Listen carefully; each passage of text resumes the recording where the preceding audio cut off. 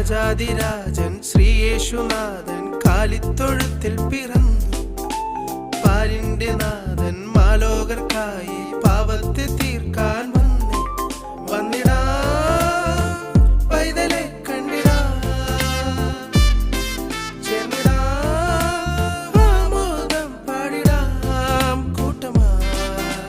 Christmas രാവും വന്നേ ആനന്ദത്താലെങ്ങും ആഘോഷ